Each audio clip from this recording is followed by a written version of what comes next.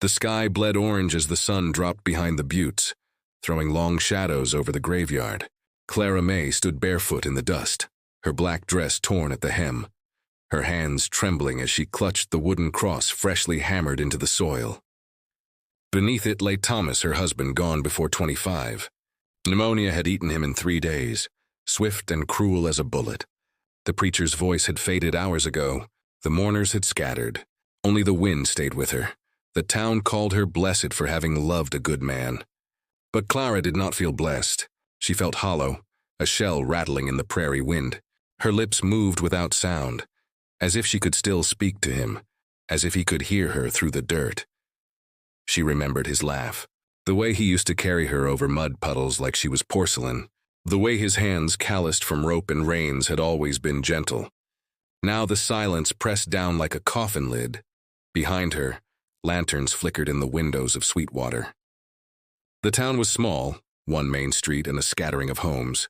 Folks kept busy, ranching, praying, gossiping, and gossip was what Clara feared most. She knew by morning, whispers would twist like snakes through the saloon and the church house alike. Too young to be widowed, they'd say. Too pretty to stay alone for long. She already heard it in her mind. The sighs, the pity, the sharp edges hidden under soft words. They would not let her grieve in peace. They would weigh her down with expectation. They would tell her where to sit, how to mourn, when to remarry. Clara pressed her palm flat against the grave. Her nails dug into the dirt until crescents of soil lodged beneath them. She wanted to scream. Instead, she whispered, "Don't leave me here." But Thomas did not answer. Only the coyotes howled in the distance, lonely and wild. The night crept colder. Clara walked back through the crooked gate, her shoes dangling from one hand, her heart heavier with each step. The wooden houses looked like shadows. Doors shut as she passed. Curtains twitched. The town watched her the way they watched storms rolling in, waiting to see if she would break something. At her cabin, the bed sagged empty. She lay down anyway, clutching the quilt her mother had sewn. Sleep did not come. Memories swarmed instead. Thomas coughing, his skin burning, his breath rattling. Her own helplessness crushed her chest. She had prayed, bargained, and begged, and still, he had slipped from her arms like water through her fingers. The clock ticked. The fire cracked. Somewhere outside, a horse stamped its hoof. Clara closed her eyes and wished she could vanish into the dark. Morning did not bring peace. It brought eyes. Women came with bread, their smiles brittle. Men tipped their hats too long, too slow. She could feel the questions in their silence. How long would she wear black? How long before another man laid claim to her? At the mercantile, she felt them watching as she paid for sugar. Mrs. Tillerson muttered too loudly, "Shame, such a young bride." Another whispered back, "Some women weren't meant for long marriages." They thought Clara deaf. She wasn't. Her cheeks burned as she left the store. She carried her sack close to her chest like a shield. The dust clung to her dress. She wanted to run, but running would only feed the whispers. So she walked, spine straight, heart shattering with every step. That night, she lit a single candle and stared at its flame until her eyes ached. The cabin smelled of wood smoke and loneliness. She thought of Thomas's boots still by the door, his hat still hanging on the peg. She hadn't moved them. She couldn't. The town expected her to stay, to live in his shadow, to accept her place as a widow. But Clara May felt a strange stirring inside, dangerous and raw. Something between grief and rebellion. A voice that whispered, "You cannot wither here. Not like this." Her hands shook as she blew out the candle. Darkness swallowed the room. She curled into herself, tears soaking her pillow. She prayed for silence, but silence only reminded her she was alone. The prairie winds moaned through the cracks in the walls. She thought she heard footsteps outside, slow and deliberate. Her breath caught. She sat up, straining her ears. But when she looked through the window, there was only the emptiness of night. Clara lay back down, her pulse unsteady. Maybe it had been nothing.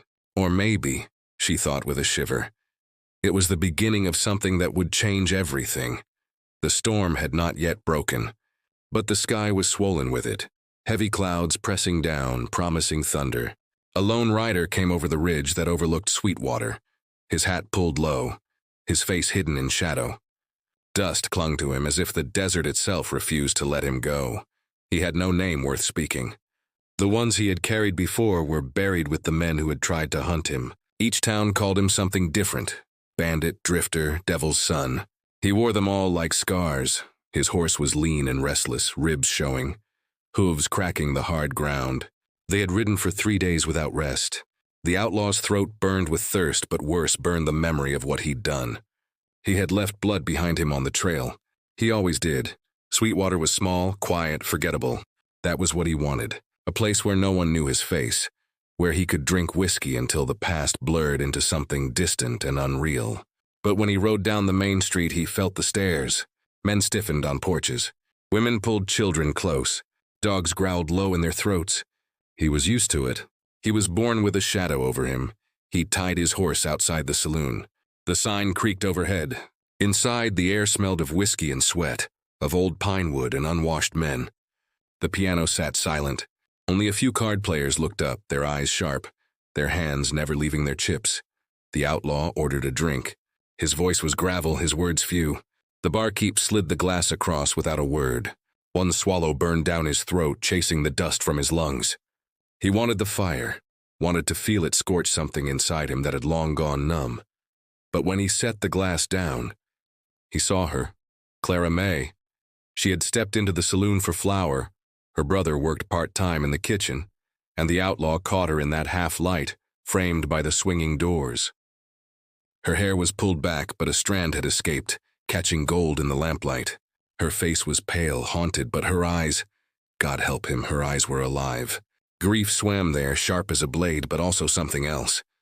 A longing she did not mean to show. Their gaze locked for one breath too long. The outlaw shifted on his stool, his hand tightening on the glass. He had sworn never to care again, never to let another face pierce the armor of his guilt. Women were dangerous. Love was death. He had buried both long ago. But Clara May did not look away. And in that silence, something in his chest stirred that he thought had been killed years back. A voice broke the moment. Sheriff Harlan stepped through the saloon doors, the star on his chest catching the light. His jaw tightened when he saw the outlaw, but his eyes lingered on Clara. The air thickened. The outlaw read it at once. The sheriff wanted her. I wanted her bad, and wanted no competition. Clara lowered her gaze and moved to the back, her steps quick, her breath uneven. The outlaw took another swallow of whiskey, but it did nothing to drown the storm rising inside him. He left the saloon at dusk, the town's eyes following him like wolves. Sweetwater was no place for him, he knew it. He had told himself 1,000 times before. Keep moving, never stay. Never let roots tangle around your boots. Roots only got cut. But as he passed the churchyard, he saw her again. Clara May, kneeling by the fresh grave, her hand pressed to the wood as though she could keep the man beneath from slipping farther away. The outlaw froze. He should have kept walking. He should have turned his face to the desert and never looked back. But something in the way her shoulders shook broke him. For a moment the outlaw saw not Clara, but another face. A woman from another town, another lifetime. Her name had been Anna. He had loved her once, back before the blood. She had begged him to give up the gun, begged him to stay. He hadn't. She had died for it. The outlaw's stomach knotted. His hands curled into fists. He told himself it was only memory, only weakness. But when Clara lifted her head, her eyes wet with grief, he felt himself pulled toward her like a man stepping into quicksand. He turned away before she could see him. His boots struck the dirt hard, fast. He mounted his horse and rode out beyond the ridge, where the desert stretched endless and merciless. But even there under the wide sky, he could not shake her face from his mind. Night fell. Coyotes howled.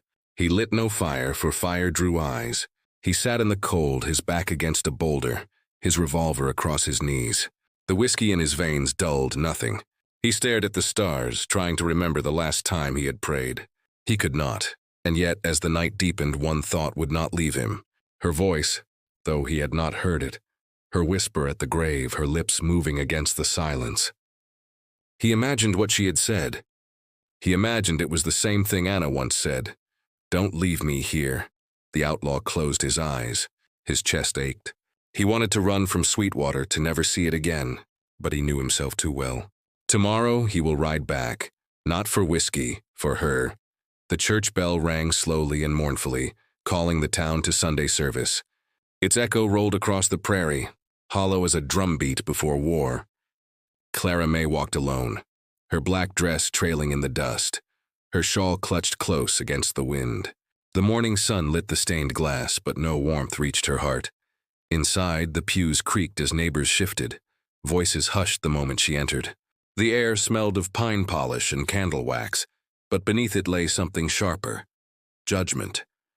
She could feel it press against her skin like thorns. Clara slid into a pew near the back. She kept her eyes lowered, but she didn't need to look up to know the whispers had started. Mrs. Tillerson leaned toward her sister, lips curling. "Such a shame," she murmured. "Barely out of girlhood and already a widow."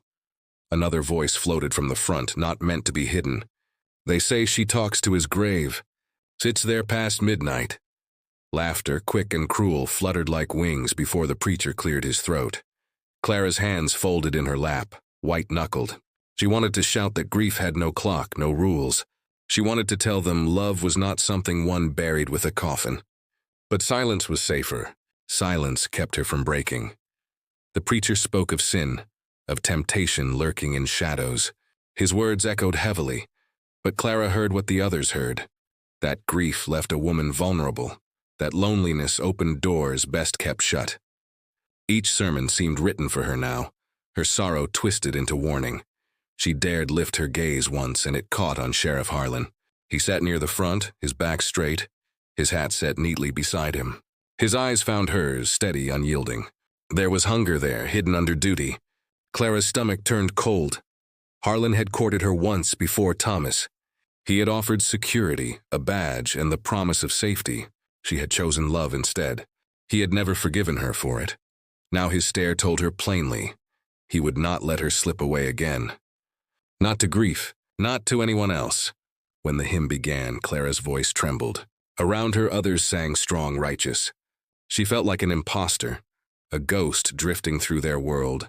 She saw the young mothers with children tugging at skirts, the wives with hands resting on strong arms. And she saw herself, empty, marked, watched. After service, the congregation spilled out into the sunlight. Clara stepped carefully down the steps, but whispers followed like shadows. She's too young to stay alone. Mark my words, she'll have men sniffing around before winter. And what then? Another scandal? Their words clung tighter than her shawl. She felt her face flush hot, her throat tight with unshed tears. She wanted to flee, but the sheriff's voice stopped her. "Miss Clara," he said, polite but firm, tipping his hat. His eyes searched hers, steady as the desert horizon. "You shouldn't walk home alone." "Allow me." Every head turned. The crowd hushed, waiting. Clara's heart pounded. If she refused, they'd call her ungrateful. If she agreed, they'd call it something worse. She forced a thin smile. "I'm fine, Sheriff." "It's not far." His jaw tightened. "I insist." The word hung heavy, more command than offer. Clara's breath caught. She shook her head, softer now, desperate not to spark anger. "Truly, I'd prefer the quiet." For a moment, the sheriff's mask slipped. Something sharp flickered in his eyes. Possession wounded pride. Then he tipped his hat again, too sharp this time, and stepped aside. Clara walked away, every step stiff with tension, every whisper following like boot tracks in the dust. She did not look back, though she felt his eyes burning into her spine. By the time she reached the edge of town, her chest ached with the weight of it all. The church bells had fallen silent, but inside her the noise grew louder. The gossip, the pity, the hunger in the sheriff's gaze. And somewhere in that storm of voices, another whisper rose. Not cruel, not condemning, different. She thought of the outlaw, the stranger in the saloon, the man with eyes shadowed by dust and pain. She had seen something in him no one else had noticed. Not threat, not danger, but sorrow that matched her own. That thought clung to her as she reached her cabin. She closed the door, leaned against it, and let the tears finally come. The gossip would not stop. The preacher would not ease. The sheriff would not relent. But somewhere beyond town, the outlaw waited. And Clara May felt, for the first time since Thomas's grave had closed, that her heart still beat for something more. The desert moon hung thin and silver, casting shadows that stretched long across the cabins of Sweetwater. The night was quiet, too quiet. No dogs barking, no coyotes calling, only the sound of the wind scraping through dry grass. Clara May lay awake, staring at the ceiling beams above her bed. Sleep had become a stranger since Thomas's death. Her nights were filled with memories and silence sharp enough to cut. She thought she heard it first as a dream, boots striking dirt, steady, deliberate. She held her breath. The sound grew closer. Not a neighbor, not the sheriff, something different. Then came the creak of her gait. Clara sat up, her heart hammering. Her thin nightdress clung to her skin with sweat. The cabin walls felt paper thin, every crack in the wood letting the night breathe inside. She reached for the lamp but froze when the floorboards groaned near the door. A knock, slow, measured. She whispered Thomas's name without thinking, but only silence answered. The door pushed open. The outlaw stepped inside. His hat shadowed his face, his revolver heavy on his hip. Dust clung to his coat, his eyes dark and unreadable. For a moment he looked less like a man and more like a storm that had wandered into her home. Clara's breath caught. Fear tangled with something else, something she dared not name. She rose to her feet, her hands trembling. "Why are you here?" she whispered. He didn't answer at once. He closed the door behind him, the latch falling with a dull click that seemed to seal the world outside. "I needed whiskey," he muttered finally, his voice low, rough as gravel. "But the saloon don't pour past midnight." Clara swallowed hard. "So you come to my door instead?" His gaze flicked to the table, where a single glass sat from her lonely supper. He stepped forward, slow, cautious, as though testing the floor. "I didn't come for trouble." Her body tensed, but she did not back away. Something about him, his voice, his posture, carried weariness deeper than menace. She could smell the trail on him, sweat, leather, gunpowder, dust. "A life lived on the edge. You shouldn't be here," she said. Her voice was soft, almost pleading. The outlaw's jaw tightened. "I know." The silence stretched. His eyes met hers, and she felt it again. The strange recognition, as though his sorrow mirrored her own. It pulled at her, even as fear screamed to push him out. Clara's hands twisted in the fabric of her nightdress. She thought of the whispers in church, of the sheriff's stare, of the endless pity pressed down on her shoulders. And now, standing in her cabin, was the one man the town would never forgive her for letting in. "Leave," she said, but the word trembled. He turned toward the door, his boots heavy on the floorboards. For a heartbeat, relief and disappointment warred inside her. But then he stopped, his hand on the latch. "You're not safe here," he said quietly, not looking back. "The sheriff watches. Men like him don't care about what you want. Only what they think's theirs." Clara froze. His words pierced deeper than he knew. Her lips parted, but no sound came. She wanted to tell him he was wrong, that she was fine, that she needed no one. But the truth burned too close to the surface. She was not safe. Not from the sheriff. Not from the town. Not even from her own grief. The outlaw opened the door. The moonlight framed him like a ghost. For one moment, Clara thought he would vanish into the night and never return. But then she whispered, almost without breath, "Wait."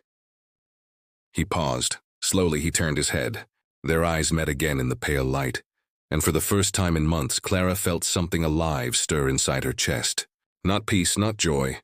Something raw, something dangerous. Her throat tightened. "Why do I believe you?" The outlaw's mouth curved in something too broken to be a smile. "Because you've lived long enough to know the truth when it knocks." The door shut again, soft but final. He stepped back inside. The candle on her table flickered as the draft faded. Clara's pulse thundered in her ears. She didn't know what would come of this, only that she had crossed some line she could never uncross. The outlaw removed his hat, his hair falling wild in the lamplight. His eyes looked older now, tired, carrying the weight of roads soaked in dust and blood. "I'll go," he said again, softer this time. "But not until I know you're all right." Clara wanted to laugh, wanted to cry. No one had asked her that since Thomas's death. Not really. Not without hidden motives or judgment. The question felt like a hand offered in the dark. Her lips trembled. She said nothing, but her silence was enough. The outlaw lowered himself into the chair at her table. Clara stood across from him, still trembling, torn between fear and the dangerous warmth blooming in her chest. Outside, the night held its breath. Inside, two broken souls sat in silence, their shadows stretching long against the walls. And in that silence, The first thread of something forbidden began to weave between them. The first light of morning crept over Sweetwater, painting the town in pale gold. The streets were still, the saloon shutters closed, the church bell silent. But Sheriff Harlan was already awake. He stood on the porch of his office, coffee steaming in one hand, his other resting near the revolver on his hip. His eyes fixed on Clara May's cabin at the edge of town. He had been watching all night, hidden in shadow, his anger growing with every passing hour. He had seen the outlaw leave her door at dawn, boots heavy in the dust, hat pulled low. That sight cut deeper than any knife. For years, Harlan had waited.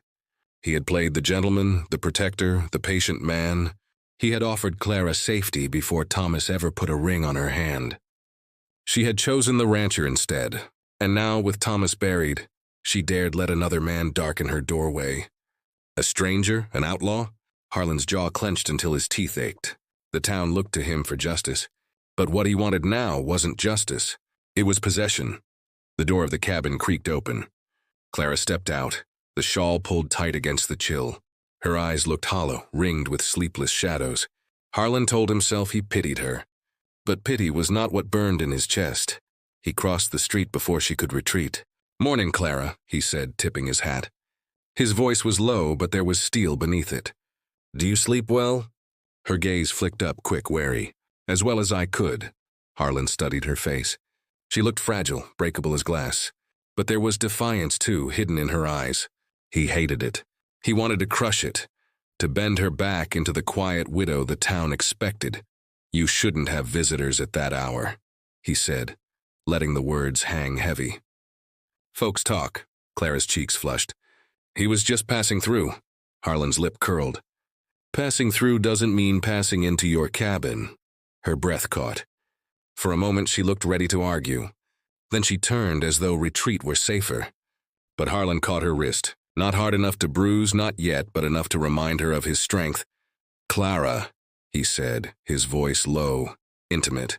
"You know I've cared for you a long time. I won't see you ruin yourself for some drifter. You need a man who'll stay, a man this town respects." She pulled free, her voice sharp as broken glass. "What I need is to grieve in peace." Harlan's face hardened. Around them, shutters opened, townsfolk peering out. He felt their eyes, their curiosity. He forced a smile, tipped his hat again, and stepped back. But inside, the fury coiled tighter. This was not over. By noon, the sheriff found the outlaw in the saloon. The piano clanged weakly. Men muttered over cards, and whiskey fumes hung heavy. The outlaw sat alone at the bar, his revolver close at hand, his hat pulled low. Harlan's boots struck the floorboards like gunshots. He stopped beside the outlaw, his shadow falling long. "You're not welcome here," he said. The outlaw lifted his glass slow, took a swallow, then set it down. "Ain't heard anyone else say that. I'm saying it now," their eyes locked, hard as steel on steel. The saloon hushed. Even the piano fell silent. The outlaw's hand brushed the edge of his revolver, casual, easy. "I don't aim to stay." "Good," Harlan said, though his voice trembled with rage. "Because if you do, you'll leave feet first." For a moment it seemed they would draw then and there. But Clara's face flashed through the outlaw's mind, her grief, her whispered strength. He pushed the glass away, rose from the stool, and stepped out into the light. The sheriff followed, his star catching the sun. On the street, the townsfolk gathered, drawn by the tension in the air. Two men stood in the dust, guns heavy at their sides, the dawn burning gold around them. Clara saw from her cabin, her breath seizing in her chest. She wanted to scream, to run between them, but her legs would not move. The outlaw's eyes met hers across the distance. In that look, Clara saw his choice, not to kill, not yet, but to hold back for her sake. He tipped his hat, then turned his back on the sheriff. The crowd gasped. A man turning his back in the face of a drawn gun was asking for death, but Harlan did not fire.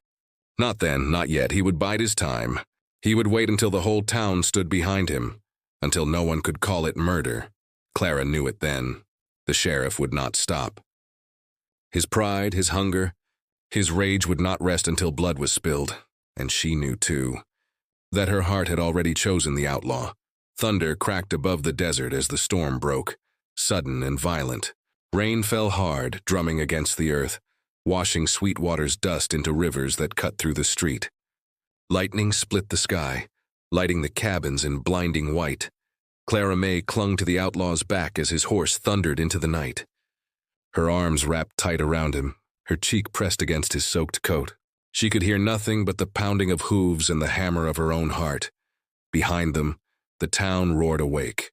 Voices shouted. Doors slammed. The sheriff's whistle cut sharp through the storm. Guns were lifted. Lanterns swung like angry stars. Sweetwater had declared war. Clara did not look back. She could not bear to see the faces twisted with judgment. The church women clutching their pearls. The sheriff spitting fury into the rain. She buried her face against the outlaw's shoulder, letting the storm swallow her. The outlaw urged his horse harder, the animal's muscles straining, foam mixing with rain. His jaw was set, his eyes fixed on the dark horizon. He had ridden from passes before, but never with a woman holding on behind him. Every choice he made now carried her life as well as his own. "Hold tight," he shouted over the wind. Clara's grip only tightened. The desert stretched ahead, wide and merciless. Sagebrush bent low under the rain. The earth turned to mud beneath pounding hooves. Lightning flashed again, and for a heartbeat Clara saw the outlaw's face in the white fire of the sky. Grim, determined, haunted. Fear clawed at her. She was leaving everything she had ever known. The cabin, the church, the grave where Thomas lay. All left behind in a storm of hoofbeats and rage. But beneath the fear, something else burned. Something fierce. For the first time since Thomas's death, she felt alive. Behind them, the thunder of more hooves rose. The sheriff had mounted a posse. Shapes moved in the rain, torches bobbing, shadows closing in. Clara's breath caught, but the outlaw only spurred the horse faster, his revolver drawn now, gleaming wet in the storm. A shot cracked through the night. Mud sprayed near the horse's hooves. Clara gasped, clutching tighter. The outlaw twisted, firing back into the dark. The sound was swallowed by thunder, but a rider cried out and fell. The posse slowed, regrouping, but did not stop. They were many.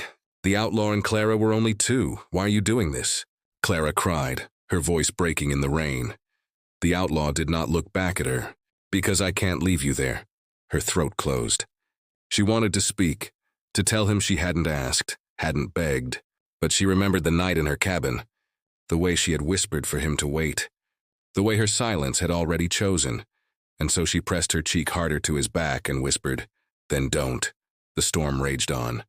The horse stumbled in the mud, nearly throwing them, but the outlaw steadied it, guiding toward the open desert where the ground rose toward jagged cliffs. He knew the land better than the sheriff. He had ridden every canyon, every arroyo, searching for places to hide when the world came hunting. They crested a rise, the rain hammering down. Below stretched miles of open plain, lightning splitting it in jagged streaks. The outlaw reined in, breathing hard, his chest heaving. Clara lifted her head, hair plastered to her face, water streaming down her cheeks like tears. Behind them, the posse's lights flickered, still following. Though farther back now, the outlaw turned his face toward her. For the first time, his eyes softened. "This don't end easy," he said. "Running with me don't end at all." Clara's lips trembled, but her voice came steady, fierce through the storm. "Then let it never end." He stared at her, rain dripping from his hat brim, the storm raging around them.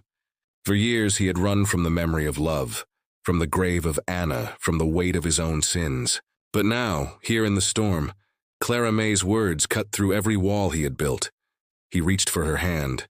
She took it without hesitation. The posse's shouts rose again, closer now, breaking the fragile moment. The outlaw tightened his grip, then spurred the horse forward into the heart of the storm. The night swallowed them whole. Lightning carved their shadows across the desert. Two figures bound together, riding not toward safety but toward freedom. The rain blurred the world into gray. The thunder drowned the town's rage.